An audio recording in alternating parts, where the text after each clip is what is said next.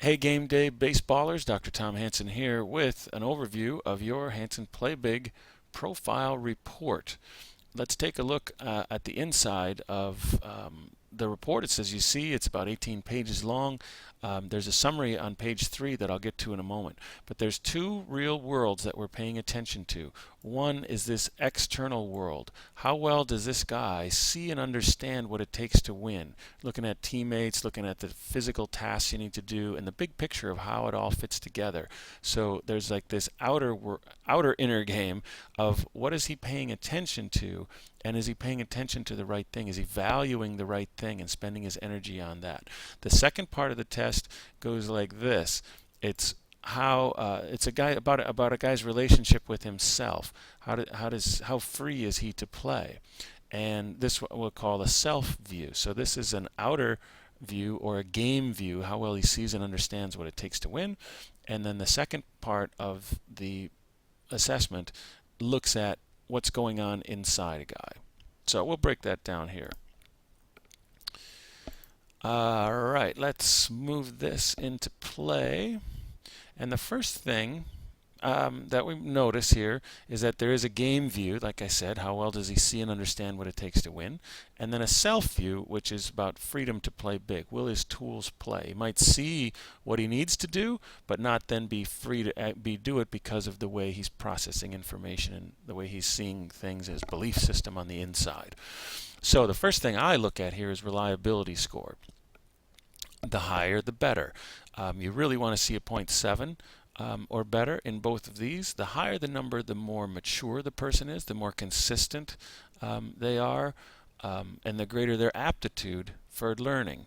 If this is really low, you might want to consider how well you understood the directions. If it's like super low, check to see that you understood the directions, and otherwise, if the directions were understood, then we just know that we've got some things that we can improve a great deal.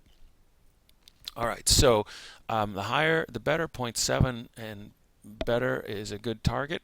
And with these numbers, where you see numbers here, 7 and higher, these are all 0 to 10. 7 and higher are is the top tier. If you divide it into thirds, 7 and better. So 7's a good target or goal for this. So number 1. In the game view is understanding what it takes to win. This is a summary score of the whole of the game view. So you can see in just an instant between looking at this number, and then this number, freedom to play big, you can see really quickly where a person's at. So let's go to controls emotions during a game. This is what we're going to see in a guy. In a 5.5, we're going to see someone who's pretty emotional in a game. He's going to wear his heart on his sleeve, as we adults might say. That he's going to show a lot of emotion during a game. And higher number is much better here. Now, you could think of this. Here. Let me do this as like heart. This one is like the intimate personal connection. This has to do with people and feelings. So understands relationships with teammates and coaches. This first number is a clarity score. How clearly does the guy see? Like how good are his lenses regarding seeing the unique value of teammates and coaches? Again, a 7 and higher is better, so this guy's all right. Then these next two scores that are indented show the emotional energy, the energy that a person is putting into it. So someone can be high here, like this guy's pretty high, but undervalued here, as you'll read about. Team harmony attitude, he's undervaluing here means that he's pulled his energy away. He's not engaged in the team. And on the positive side, each one there's going to be a attitude toward the positive of this and attitude toward the negative of this in each of these circumstances. Team conflict means when there's something going wrong on the team, is he going to step in and help deal with it? No, he's not, because he's much more he's emotionally disengaged from the team. So here we're assessing where you're at with the team right now. and we want to see a higher number, and we'd like to see neutral is a really nice place to be, or positive or overvalued are fine places to be here as well.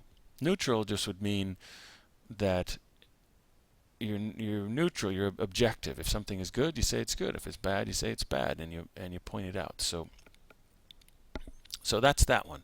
The next one has to do is like a hands. The image, just to help think of this, it would be a hand.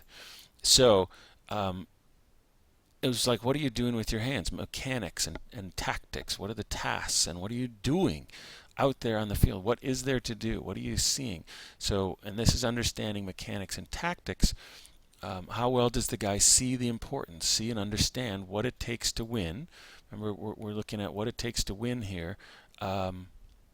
Mechanically, what in terms of what they're doing, right, backing up the right base to his swing mechanics.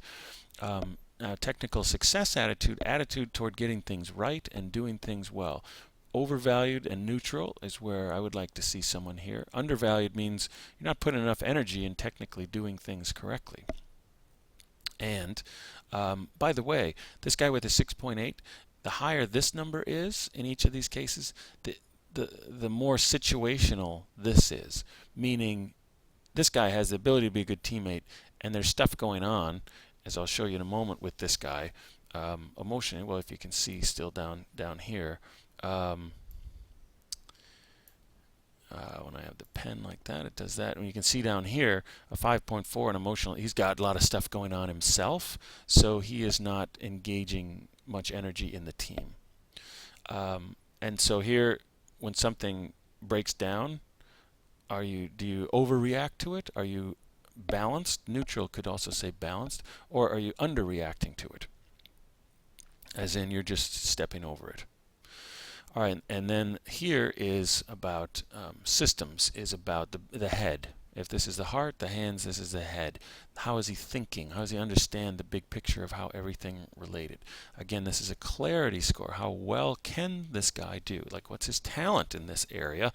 And then what is he doing with that talent emotionally? This has to do here with how he is relating to his coaches. Is he compliance attitude? Overvalued means he is overvaluing what the coach, doing what the coach, hey, whatever the coach says. Really common in younger people, of course. As a player gets older, you want to see this shift to neutral. Well, at any age, it's nice to have it neutral, because then it's like, I'm my own man. I'm going to think. I can respect the coach and pay attention, but I'm also going to compare that against what I think is right. So someone overvalued here. And it can be, if it's way overvalued, and with some other combinations, it can be really dangerous in terms of performance. I mean, the guys that have throwing problems and yips are virtually 100% overvalued here and overvalued here, in that defiance attitude. If I see something that's wrong and I'm overvalued, I'm going to overreact to it. If there's something wrong or something I disagree with, I'm spending a lot of energy. This guy is too much energy on dwelling on negative things, looking for what's wrong. Much preferred there is neutral. All right, so that's the game view, how a guy sees, understands the teammates, mechanics, and the big picture. All right, so now let's go to the self view. What's this guy got going on inside? Freedom to play big. There's a summary score for 13 through 22, and at a 6.4, he's fine. Not anything real special, though, either way. Emotional self-control is quite a bit special. So this is saying he's got a lot going on inside that he's having trouble dealing with. There's more going on. The demand that he perceives on being on him is greater than his perceived response capability. Recipe for stress. So he's got a lot going on in there. And sometimes you'll see a high score up here in number 2. I had a guy just yesterday, it was like an 8.1 here and then a 5.4 here. So he'll look good on the outside, but inside he's hurting and has a lot going on, we'll say. So now here's the same thing, heart, hands, head. Heart, now it's toward yourself. your baseball self-worth, myself, my beingness. How do I see my unique value? This guy's strong there. So he sees himself as valuable. 15, inner drive. It's nice to see this undervalued in a younger guy because it means he's like, I'm not done yet. I've got a ways to go. I'm not there. In a seasoned professional, to see an overvalued, like, yeah, I'm the man, and I'm good right where I am. So undervalued or neutral would be where we'd like to see people here. Personal problems, if it's overvalued, it means, yes, you're raising your hand saying, yes, I have a problem. There is a problem in how I'm seeing myself. So we'd rather not see that. But as a coach or a parent, it'd be like, okay, well, what is it? What is it? And it's in his thinking about things that, like he's dwelling on the negative, as we can get a hint from up here. Just really disappointed with his recent performance, which we're about to look at, is really messing up his thing. He's like, overall, I can see that I'm unique and individual, and I really am motivated to get better, and I jumping ahead to 21. It's like, yeah, I can see myself being successful in the future, and I'm mentally tough. I'm going to stick with it, and I know that I can do it. This is all saying is like, this is a strong point right here. Is his future. He can see, yeah, I can do it. But here's a disaster. Well, here's an unfortunate circumstance here for his present performance. How are you able to play one pitch at a time right now? Are you playing big, like playing to play great, or are you playing to avoid mistakes? He's very much avoiding, I happen to know here, wanting to avoid striking out. As a hitter, that's what you could kind of say. It's like a low number here, and this is going on. Over a performance problem, again, raising his hand saying, yeah, I got a problem. My performance, I can't focus, I can't, and then you have to talk with him, but I happen to know this guy, very inconsistent at the plate. Well, not so inconsistent, consistently bad. Very good in practice, but not good in the game, and that's screaming this here, because a guy's got a lot of talent. 7.4, he's got like self-view talent. He knows he loves baseball. He knows that he really wants to play it, but there is something right now that in his wiring, like how he's thinking about it, that's really messing him up right now. So then let's look at the combined scores that combines the self and the game view. So just just very straightforward here. Decision-making ability, 6.5 out of 10. Intuition, 5.6. What I would guess with this is that the guy has got so much, congestion, so much. If you have dirt in a glass of water, if it's stirred up, you can't see through it. But if you let that all settle, then you can see through the glass. If it's a glass, you can see through. His is so stirred up, he really can't see, and so he doesn't have access to his intuition there. He doesn't have that sixth sense of what's going to happen next. That's so important to baseball. Concentration is good when he can do it. Stress tension indicator is low, and stress resistance is moderate. We'd love to see that be high. So with this guy, what you want to look at, just real quick to wrap up, look for which of your big six numbers is the highest. And here it's in how he feels about himself and in his future. And that is where this guy best connects to reality. If I were talking with this guy, it would be like, what's your dream? And get a future-oriented conversation, because that's really his biggest strength. And then, do you feel like you're on track to that now? No. Well, what's going on? And then you're going to be able to get more in here. But that would be a nice route to go like that, or you could go from here. You could go from here and have a conversation about this score. It's like, yeah, that's just great. I mean, I've got this. You feel really good about yourself as he identifies as a baseball player.